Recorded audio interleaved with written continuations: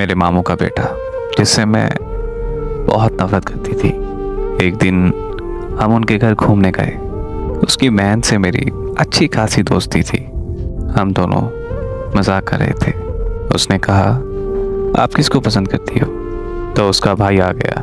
तो मैंने उसे कहा, आपके भाई से। ये कहते ही हम घर वापस आ गए। कुछ दिन गुजर गए। उसकी बहन ने मुझे कॉल की और मुझसे झूठ बोलकर कहा कि मेरा भाई भी आपको बहुत पसंद करता है। ऐसे ही दिन गुजरते गए और वो मुझे इसी तरह ही रोज़ कॉल किया करती थी। और जब बात ख़त्म होने लगती थी तो वो मुझे एंड में कहा करती थी कि मेरा भाई आपको बहुत पसंद करता है।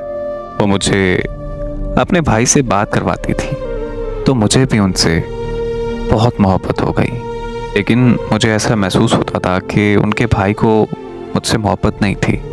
ऐसे ही कुछ अरसा गुजर गया और हमारी ऐसे ही फ़ोन पर बात होने लगी। 2-3 साल गुजर गए। उसकी बहन ने अपनी अम्मी को बताया।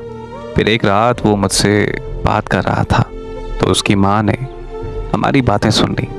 उसकी माँ ने उसे फ़ोन छीन लिया और फ़ोन छीनते ही मुझे बहुत सुनाई। मैं उनकी बातें सुनकर बहुत रोई, तड़पती रही, उनको मनाती रही। मैंने उनके मिन्नतें तरले किए और मैंने उसकी माँ से कहा कि मुझे एक बार माफ़ कर दें। यकीन जाने कि मैं अब कभी इससे बात नहीं करूँगी। लेकिन उन्होंने मेरी एक ना सुनी, ना उन्हें मेरी हालत पर तरस आया और मेरे घर वालों को कॉल कर दी।